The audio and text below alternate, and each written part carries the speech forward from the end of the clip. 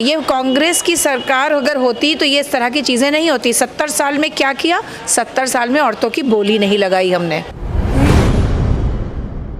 और सिर्फ घटिया मानसिकता ही नहीं है लोगों की जो ये कर रही है, बल्कि ये पूरी सोची समझी साजिश है वोकल सक्सेसफुल मुसलमान औरतों को प्रोफाइल करके उनको टारगेट करने की। मुझे यकीन है कि इसमें बहुत बड़ी मछलियां हैं जो इसमें शामिल हैं और उनके नाम सामने आएंगे। और मैं कहती हूँ सिर्फ नाम नहीं, उनके चेहरे भी उजागर किए जाने चाहिए।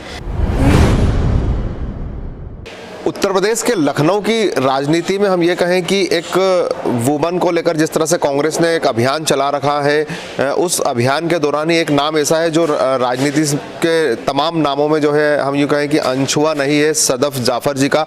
आप भी जानते होंगे सदफ जाफर जी सीए जब सिटीजन अमेंडमेंट एक्ट के खिलाफ उन्होंने जब लड़ाई शुरू की थी, तब से आप तो अब एक ऐसा नाम हो गया है जो सभी को पता है। मुझे इस बात पे बहुत नाज है कि मैंने अपने देश के संविधान को बचाने की लड़ाई में कंट्रीब्यूट किया। और ठीक है, भाजपा ने जिस तरीके से उसको थ्रेट के तौर पे लिया, लेकिन मुझे इस बात पे गर्व है कि जब इतिहास लिखा जाएगा तो हम लोग सही साइड में लिखे जाएंगे, गलत में नहीं। जिस तरह से किसान आंदोलन हुआ था, किसान आंदोलन मतलब सरकार लगातार जो आंदोलन कंटिन्यू हुए, चूंकि आप एक्टिविस्ट भी रही हैं, अब भले ही कांग्रेस में आ गई हो, तो हम ये कहें कि आंदोलन के रिजल्ट आते हैं, भले ही सिटीजन अमेंडमेंट एक्ट का रिजल्ट नहीं आया हो, तो आपको लगता है कि फिर से एक बार? देखिए, ऐसा है कि ये मत कहिए कि सिटीज़न अमेंडमेंट एक्ट का रिज़ल्ट नहीं आया।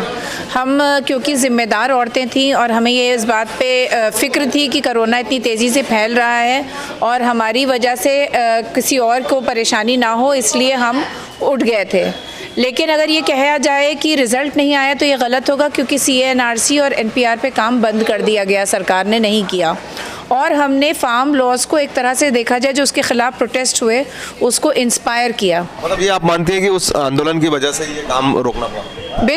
बेशक उन्हें रोकना पड़ा, और वो जानते हैं कि अगर वो जब भी इसके ऊपर अमल करेंगे तो हम औरतें सड़कों पे फिर आएंगे। अच्छा, राजनीति की बात करें तो क्या वजह रही, आप हालांकि 2018 से आपने पॉलिटिक्स ज्वाइन की, कि आप एक्टिविस्ट के बाद पॉलिटिक्स में आने की वजह क्या है?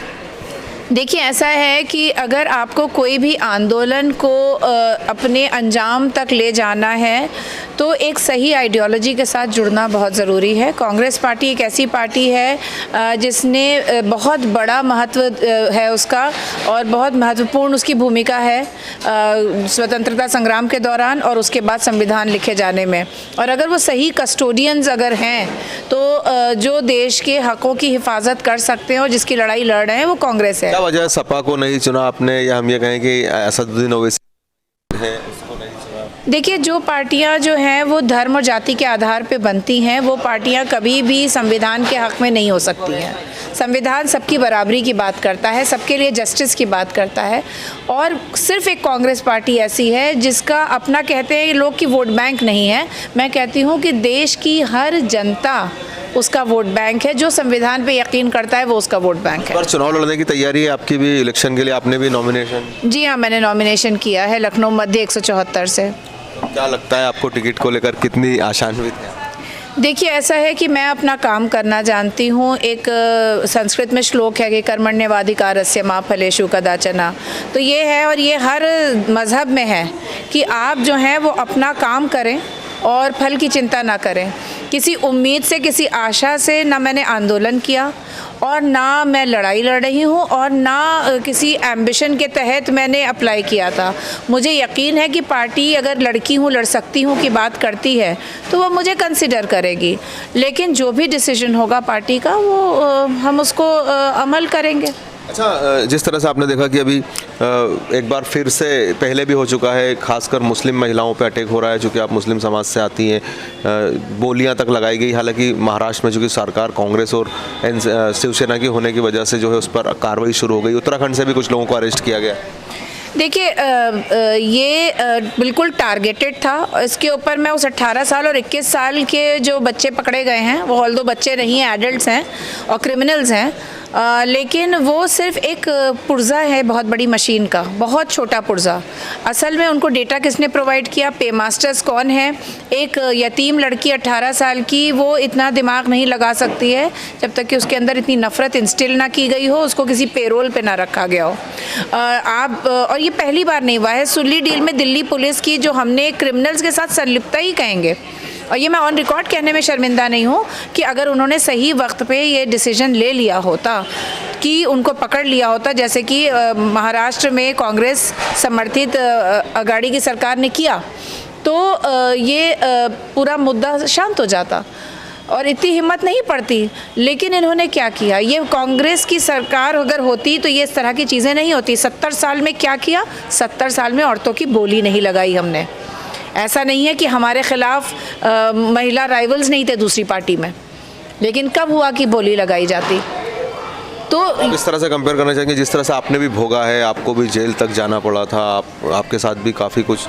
हाँ, मतलब हमने भोगा है, ठीक है। आपका मुख्यमंत्री कहता है कि बदला लिया जाएगा, वो बदला ले रहा है और उसका बदला लेना ख़त्म नहीं हुआ है। ये जो अभी बुल्ली बाई का जो पूरा प्रकरण हुआ है उसमें मेरा भी नाम है अनफॉर्चुनेटली। वो, और मुझे अपने से ज़्यादा अफसोस है उस माँ का जिसने अपने बच्चे को खो दिया, उसे पता नहीं उसके वेयर अबाउट्स का है।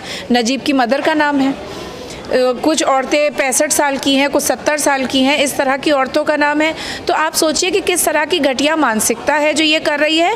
और सिर्फ घटिया मानसिकता ही नहीं है लोगों की जो ये कर रही है, बल्कि ये पूरी सोची समझी साजिश है वोकल सक्सेसफुल मुसलमान औरतों को प्रोफाइल करके उनको टारगेट करने की। आपका भी नाम है, आप भी कंप्लेन फाइल?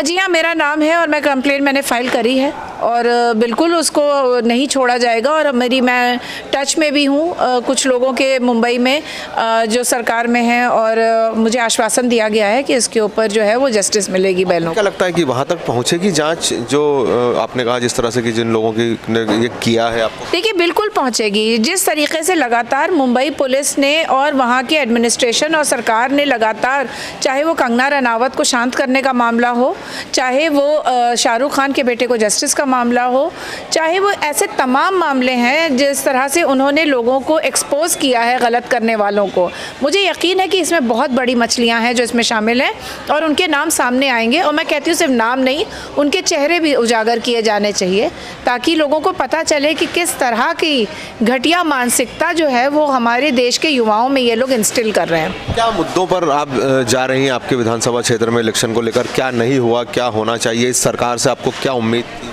देखिए, ऐसा है कि सरकार, आज योगी सरकार ने और पिछले इतने सालों की जो जातिगत आधार पे बनी पार्टियों की सरकारें थी, उन्होंने हमें वहीं लाके खड़ा कर दिया है जहां हम आज़ादी के वक्त थे।